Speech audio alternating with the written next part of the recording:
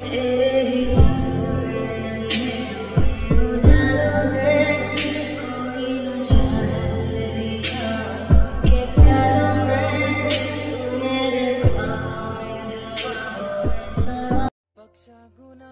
আপিরা, আসসালামু আলাইকুম। কেমন আছো সবাই? আশা করছি ভালো আছো। আমি আলহামদুলিল্লাহ অনেক ভালো আছি। চলে আসলাম তোমাদের জন্য একটা ওয়ান শট নিয়ে। এটা টেকুক নয়, এটা তেই হোক। আমার একটা মিষ্টি আপির রিকোয়েস্টে এই স্টোরিটা বানানো।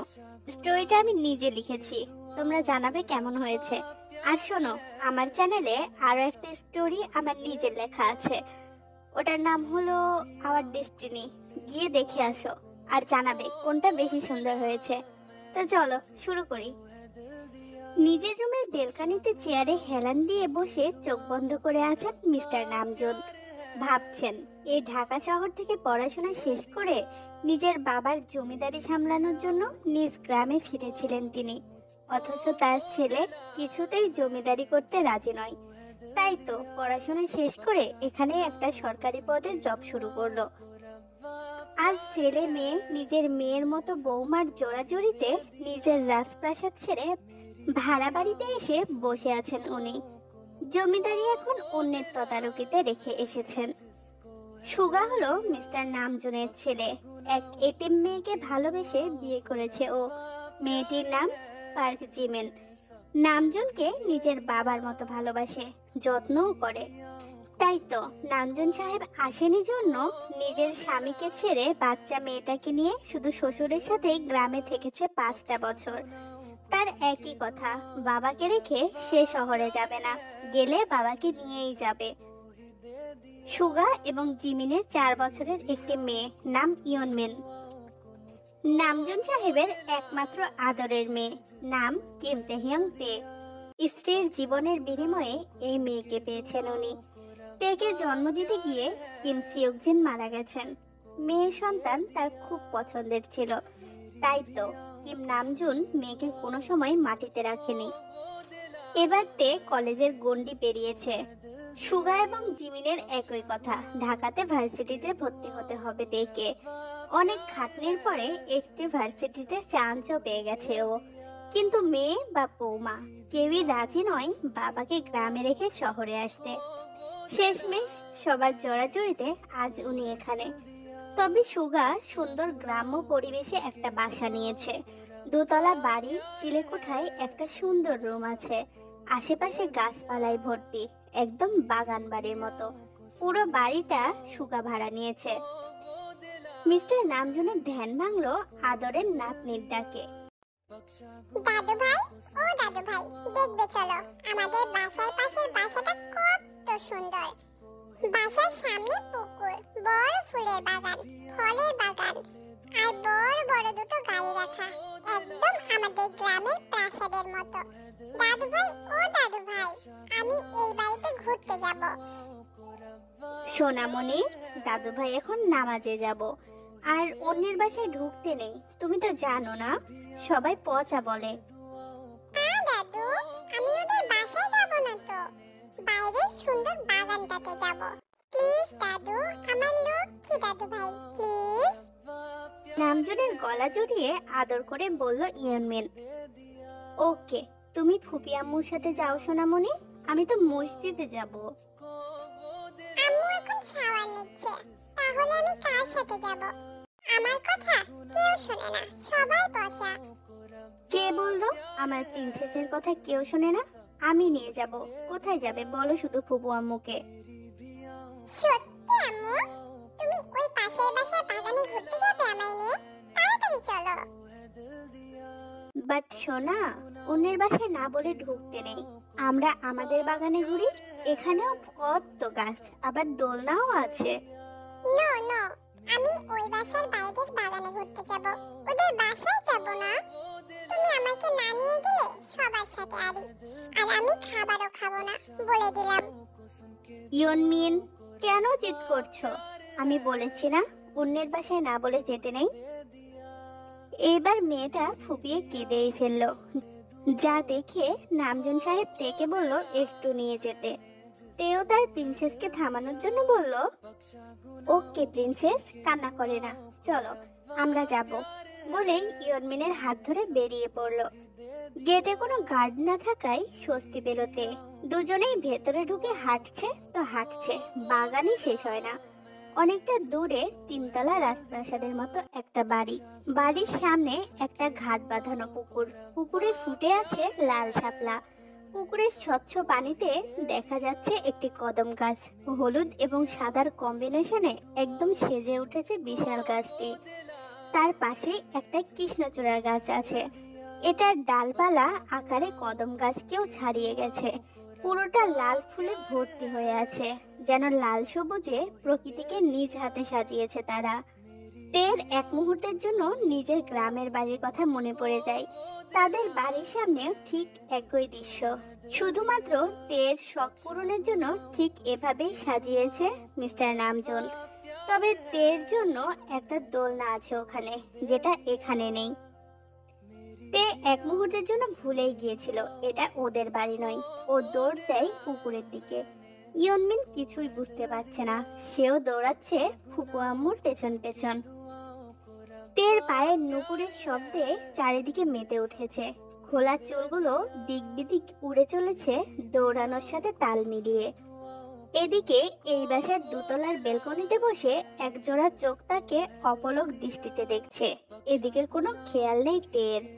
ও দৌড়ে গিয়ে পানিতে পা চোবায়, শাপলাগুলোকে আলতো হাতে ছুঁয়ে দেখে। বেলকনিতে বসে থাকা সুদর্শন পুরুষটি হলো আমাদের গল্পের হিরো জং হোসক, মানে যেই হোক, লি জংসক এবং আইয়ুর একমাত্র ছেলে। যেই হোক বেলকনিতে বসে ফোন স্ক্রল করছিল। ঠিক তখনই ওর কানে আসে নূপুরের শব্দ, আর চোখ তুলে তাকাতেই যেন ওর নিজের হার্টবিট মিস করে গেছে। পলক ফেলতে ভুলেই গেছে। একটু সময়ের জন্য ওর মনে হয়েছিল ওদের বাগানে দুটো পরী ছুটে বেড়াচ্ছে, একটা পিচ্চি পরী আর একটা বড় পরী। নিজের হুঁশে ফিরতেই ও তাড়াতাড়ি উঠে দাঁড়ায়, উদ্দেশ্য পরীটাকে কাছ থেকে দেখা। তোমরা কারা, এখানে কি করছো? তের কানে কণ্ঠটা আসতেই ওর মনে পড়ে এটা ওর বাড়ি না। বোকার মতো কাজ করে ফেলেছে ও। কোনো মতে মুখে হাসি টেনে পিছনে ফিরে দেখে একজন মধ্যবয়স্ক মহিলা ওদের দিকেই তাকিয়ে আছে।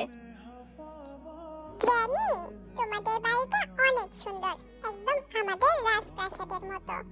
তাই আমি আসতে চেয়েছিলাম, সরি। আইয়ু হাসি মুখে ইয়নমিনকে কোলে তুলে নেয়।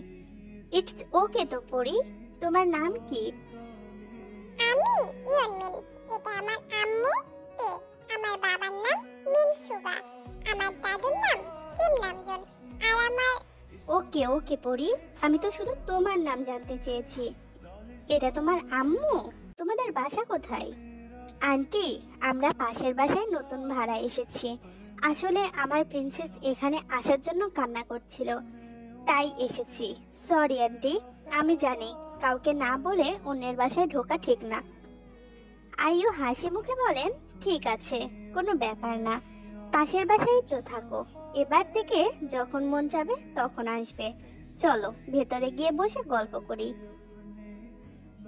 না আন্টি, অন্যদিন আসবো, আপনি আমাদের বাসায় যাবেন কিন্তু। এখন আসি আন্টি, বলেই তে ইয়নমিনকে নিয়ে চলে যায়। যেই হোক এতক্ষণ দূরে দাঁড়িয়ে তেকেই দেখতে ব্যস্ত ছিল। তে চলে যেতে দৌড়ে মায়ের কাছে আসে, আনন্দে মাকে ধরে ঘুরতে থাকে। মা মা মা, আমি বিয়ে করব, তোমরা তো এটাই চাও তাই না? সত্যি? তাহলে আমরা মেয়ে দেখতে শুরু করি। আজই তোর বাবাকে বলবো। আমার আর একা একা সারাটা দিন থাকতে হবে না। আম্মু, মেয়ে দেখতে হবে না, একটু আগে যে মেয়েটা এসেছিল তাকে দেখে তোমার ছেলে ফিদা হয়ে গেছে, আর আমি ওকেই বিয়ে করতে চাই। তুমি ব্যবস্থা করো। কি? এটা সম্ভব নয়। ওই মেয়েটা বিবাহিত, আর বাচ্চাটাও ওর। বাবা, তোর জন্য ওর থেকেও মিষ্টি মেয়ে খুঁজে বের করব, যাকে দেখে তুই ফিদা না উষ্টা খাবি। আম্মু গো, তোমার ছেলে দেবদাস হয়ে গেল গো আম্মু। আমার লাভ এট ফার্স্ট সাইট ম্যারিড, এত বড় একটা বেবিও আছে। আমার বিশ্বাস হয় না, ভুলে যেও না, তোমার ছেলে ভার্সিটিতে প্লে বয় নামে পরিচিত, আর আমি কিনা ভুলভাল ক্রাশ খেলাম। আম্মু গো, আমার প্লে বয় খেতাবটা মনে হয় বিফলেই গেল গো। আইও ছেলেকে কি সান্ত্বনা দেবে বুঝতে পারছে না। আসলে ও কনফিউজড, তার ছেলে কি কষ্ট পাচ্ছে নাকি ঢং করছে। মিস্টার নামজুন মসজিদ থেকে বেরিয়ে একটা চেনা মুখ দেখতে পেল। ভার্সিটি লাইফের বেস্ট ফ্রেন্ডকে এতদিন পরে দেখতে পেয়ে দুজনে আনন্দিত হয়ে জড়িয়ে ধরল। এতদিনের সংসার জীবনের সুখ দুঃখের গল্পে মেতে উঠল দুজনে। জিনের মৃত্যুর কথা শুনে নামজুনের বন্ধু আফসোস করলো। নামজুন, আমার ছেলের বিয়ে দিতে চাচ্ছি। এতদিন পরে যখন তোকে পেয়েছি, আর আমি সম্পর্কটা নষ্ট করতে চাই না। আমার ছেলের সাথে তোর মেয়ের বিয়ে দিতে চাই, সম্পর্কটা একটু মজবুত করতে চাই। ও বিয়ের পরেও পড়াশোনা করতে পারবে, আমার বাড়িতে ও মেয়ের মতো থাকবে। প্লিজ ভাই, না করিস না। আরে এভাবে বলছিস কেন? বাড়িতে গিয়ে ছেলে মেয়ের সাথে কথা বলে দেখি। ছেলেকে ছাড়া তো আমি কিছুই বলতে পারি না, আর এখন ফোন নাম্বারও আছে, কোনো প্রবলেম হবে না। আচ্ছা শোন, আমি বাড়িতে চলে এসেছি, আই আমার বাড়ি থেকে একটু ঘুরে যাবি। কি, এই বাড়িতে উঠেছিস তুই? এই পাশের বাড়িটা আমার। আমি ভাবতেই পারছি না রে। শোন, এখন যাব না, তোদের মতামত হ্যাঁ হলে সপরিবারে তোর মেয়েকে দেখতে আসবো। কোলাকুলি করে দুই বন্ধু বিদায় নিল। রাতে খাবার টেবিলে মিস্টার নামজুন সবার উদ্দেশ্যে তের বিয়ের বিষয়ে বলে। সুগা রাজি হচ্ছিল না বাবার জোরাজোরিতে, আর ওরা পড়াশোনাও করাবে শুনে রাজি হয়ে যায়। তে বাবা ভাইয়ের উপরে কিছুই বলে না, আর ওকে তো পড়াশোনা করাবেই, তার জন্যই না করে না। আর জানো আইয়ু, আমার ভার্সিটি লাইফের বন্ধুর সাথে দেখা হয়েছিল। ওরা আমাদের পাশের বাড়িতে উঠেছে। নামজুনের একটা মেয়ে আছে। আমি ঠিক করেছি ওর সাথে জেইহবের বিয়ে দিয়ে সম্পর্কটা মজবুত করব। জেইহব, আশা করি তোমার কোনো প্রবলেম নেই। বাবা, তোমার ছেলে এখন দেবদাস, তার মন ভেঙে গুঁড়ো গুঁড়ো হয়ে গেছে। তোমরা যা বলবে এ অধম তাই করবে। একটা মিষ্টি পরেই তোমার ছেলের বুকে হাতুড়ি পিটা করে চলে গেছে। ছেলে ঠিক কি বলতে চাইছে কিছুই বোধগম্য হলো না জংসুকের। তিনি তাকালেন স্ত্রীর দিকে। আইয়ু বিকেলের ঘটে যাওয়া ঘটনা খুলে বলল স্বামীকে। তার মানে তুমি বলতে চাচ্ছ জেইহব নামজুনের পুত্রবধূকে দেখে ক্রাশ খেয়েছে? হাই আল্লাহ! আর যেখানে আমি কিনা ওর মেয়ের সাথে বিয়ের কথা ভাবছি। পাশের ওই বাসাতেই নামজুন থাকে ওর পরিবার নিয়ে, আমি নিজের চোখে দেখেছি। সরি বাবা, আমি আমার ক্রাশের ননদকে বিয়ে করতে পারবো না। ওই বাড়িতে গিয়ে যদি আমি আমার ক্রাশকে তুলে নিয়ে চলে আসি, বা ধরো আবেগে জড়িয়ে ধরলাম, আমার নিজের ওপর কন্ট্রোল নেই, যদি কিস করে ফেলি, ফার্স্ট ক্রাশ বলে কথা, তখন তোমারই মান সম্মান যাবে। তাই বিয়ে ক্যান্সেল, আমি করব না এই বিয়ে। Shut up! কি বাজে বকছো? শোনো, আমি নিজে বিয়ের কথা বলেছি, তাই এখন না করতে পারবো না। আর তুমি আমার ছেলে হয়ে অন্যের বউয়ের দিকে কেন নজর দেবে? যেটা আমি আজ পর্যন্ত করতে পারলাম না তোমার মায়ের ভয়ে, সেটা তুমি কিছুতেই করতে পারো না। অমনি না শুরু হয়ে গেল। ঘরে সুন্দরী বউ রেখে অন্যের বউয়ের কথা মাথায় আসে কিভাবে, হ্যাঁ? আর যেই হোক বাবা, আমরা গিয়ে মেয়েটাকে দেখে আসি, হতে হতে পারে ও আরো বেশি সুন্দর। ওকে দেখে তুমি ডাবল ক্রাশ খেলে। তখনই নামজুন ফোন করে জানাই তারা রাজি, ওরা যেন মেয়েকে দেখে যায়। যেই হোক আর কি করবে, ভাঙা মনে ফেভিকল লাগিয়ে রাজি হয় মেয়েকে দেখতে যেতে। এই নমুদে ওই মিষ্টি পরীর দেখাও পেয়ে যাবে ও। পরের দিন আইয়ুরা সপরিবারে যায় নামজুনের বাসায়। সুগা নামজুন ওদের সাথে বসে গল্প করছে, তখনই জিমিন আসে নাস্তা নিয়ে। আইয়ু ভাবে এটাই মেয়ে, নিজের স্বামী এবং ছেলেকেও জানায় কথাটা। এই মেয়েটাও মাশাআল্লাহ অনেক সুন্দর। ভাইজান, আপনার মেয়ে মাশাআল্লাহ অনেক সুন্দর। বসো মা, তুমি আমার পাশে এসে বসো।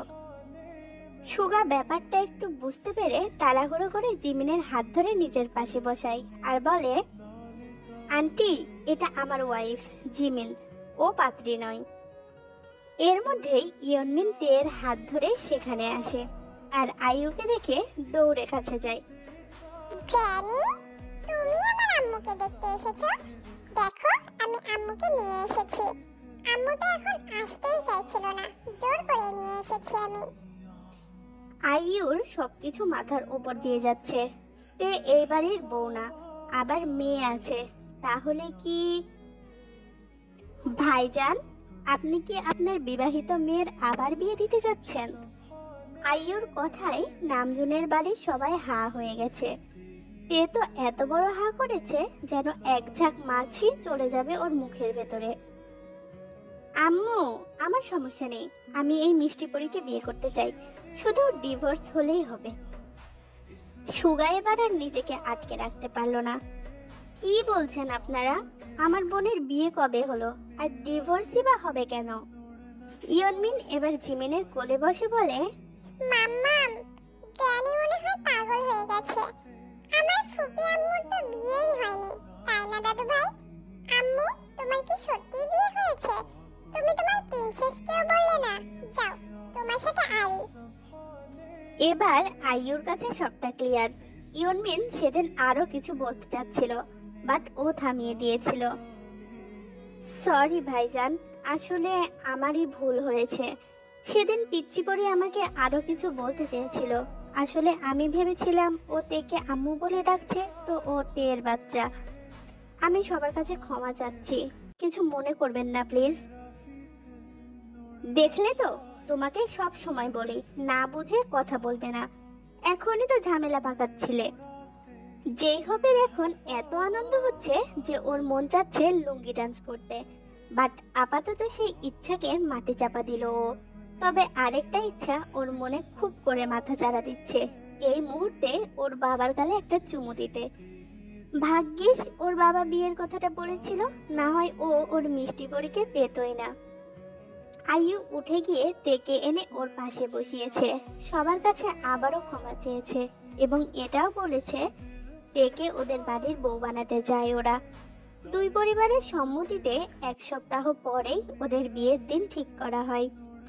জেইহোপ এবং তেকে পার্সোনালি কথা বলতে পাঠানো হয়েছিল, ওরাও সম্মতি জানিয়েছে বিয়েতে।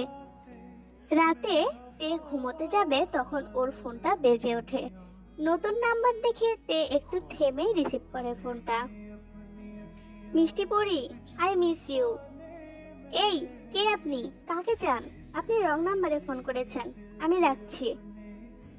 এই না না মিষ্টি পরি, আমি যেই হোক তোমার স্বামী যান। বিবি যান, আমার ঘুম আসছে না, তুমি নামক কোলবালিশ চাই আমার। কি বলছেন এইসব? আপনি কি মেয়াদ উত্তীর্ণ কিছু খেয়েছেন? ইউ মিন নেশা? হ্যাঁ বিবি যান, আমি তোমার নেশায় পড়েছি, তাও আবার এখন না, যখন দেখেছিলাম দুটো পরী আমার বাগানে দৌড়াচ্ছে তখন। আমি নিজেও জানি না কতক্ষণ এই নেশার ঘরে ছিলাম। জানো তো বিবি যান, তুমি এমন এক নেশা যার দূরত্ব আমাকে মেরে ফেলতে সক্ষম। যেই হোক তো নিজের মতো বলেই চলেছে, আর তে চুপ করে শুনছে আর ব্লাশ করছে। সেদিন শুধু যেই হোক তেকে দেখেনি, তেও দেখেছিল এই সুদর্শন পুরুষটাকে ওদের থেকে দূরে দাঁড়িয়ে থাকতে। ও যে হ্যাবলার মতো তেকেই দেখছিল সেটাতে বুঝেছিল সেই দিনই। দেখতে দেখতে কেটে গেছে একটা সপ্তাহ। আজ তে হোপের বিয়ে হয়েছে। তে এখন বাসর ঘরে বসে আছে, হালকা মায়াবী আলোয় রুমটা ভর্তি। যেই হোক তের পছন্দের ফুল দিয়ে বাসর সাজিয়েছে, অবশ্য তার নিজের পছন্দের ফুলও আছে এখানে। রুমের ফ্লোরে সুগন্ধি মোমবাতির সাথে কদম ফুলের পাপড়িতে ভর্তি, বেডের ওপর কৃষ্ণচূড়া ফুল দিয়ে পরিপূর্ণ, মাঝখানে কদম ফুলের পাপড়ি দিয়ে ওদের নামের অক্ষর লেখা। বেড টেবিলে রাখা আছে লাল শাপলা, আর পুরো বেডটা গোলাপ দিয়ে সাজানো, যেটা জে হোপের পছন্দের ফুল। আর সারা রুমে হার্ট শেপের বেলুন তো আছেই। অবশ্য এই সুন্দর রুমটা তার মিষ্টি পরীকে উপহার দেওয়ার জন্য জে হোপকে গুনতে হয়েছে 30,000 টাকা, যেটা ওর কাজের মহল ওর থেকে হাতিয়েছে। তে এতক্ষণ মুগ্ধ নয়নে রুমটাই দেখছিল, হঠাৎই দরজার শব্দ শুনে সেদিকে তাকায়, দেখে জে হোপ এসেছে। ও নেমে এসে সালাম দেয় জে হোপকে। তারপরে দুজনে একসাথে নামাজ আদায় করে নতুন জীবনে শুরু করে। নামাজ শেষে যেই হোক নিজের হাতে তের পায়ে নুপুর পরিয়ে দেয়। তারপরে বেড টেবিলে থাকা লাল শাপলা দিয়ে প্রপোজ করে তেকে। তে, আমি প্রথম যখন তোমাকে দেখেছিলাম আমার মনে হয়েছিল চারপাশটা থমকে গেছে। অনেক মেয়ে আমার আশেপাশে ঘুরেছে, টাইম পাসও করেছি, বাট বিশ্বাস করো তোমার মতো ফিল আমি কাউকে দেখে করিনি। ইভেন আম্মুকে তোমার সাথে বিয়ের কথা বলেছিলাম তোমাকে প্রথম দেখেই। আম্মু জানালো তুমি বিবাহিত। তখন আমার কি হয়েছিল জানো? নিঃশ্বাসটা বন্ধ হয়ে যাচ্ছিল। তে, আই লাভ ইউ। তুমি কি আমার হবে? আমি আমার সবটা উজাড় করে তোমাকে ভালোবাসতে চাই। দেবে সেই সুযোগ? আই ওয়ান্ট ইউ তে, প্লিজ। তে কিছুক্ষণ তাকিয়ে থাকে এই সুদর্শন পুরুষটার দিকে, যে এখন একান্তই তার স্বামী। আর ও কিভাবে তার স্বামীর এত আবেগময় চাওয়াকে ফিরিয়ে দেবে। তাই ও জেহবের হাত থেকে ফুল নিয়ে মাথা নাড়িয়ে ওকে সম্মতি জানায়। জেহব হাসি মুখে তেকে জড়িয়ে ধরে। কিছুক্ষণ এভাবে থেকেই ওর মিষ্টিপুরের কপালে চুমু দেয়। তে তো চোখ বন্ধ করে নিয়েছে আবেশে। জেহব তার মিষ্টিপুরীকে কোলে তুলে নিয়ে বেডে শুইয়ে দেয়, নিজেও উঠে পড়ে তার উপরে। তারপরে ঠোঁটের উপর হামলা চালায়। আস্তে আস্তে তারা অনেক কিছুই করে, হারিয়ে যায় দুজন ভালোবাসার জগতে, যেটা আমি দেখিনি আর আমি বলতেও পারবো না। এর বেশি বললে জাঙ্কুক আমাকে মারবে। তার থেকে আমি জেহবকে দিয়ে দিয়েছি। এখন তোমরাই ফিল করে নাও, আরো যা মনে চাই সেটা ফিল করো, বুঝছো? জেহবের বউয়েরা এখন ফটাফট লাইক করো, চ্যানেলটাকে শেয়ার করো। আমার সাবস্ক্রাইবার বাড়ছে না, আমার মন ভেঙে গুঁড়ো গুঁড়ো হয়ে যাচ্ছে জেহবের মতো। আমার কাছে ফেভিকল নাই, বোঝার চেষ্টা করো তোমরা। চ্যানেলটাকে শেয়ার করো, তাহলে আমাদের ফ্যামিলিটা বড় হবে। আল্লাহ হাফেজ, সারাঙ্গিও।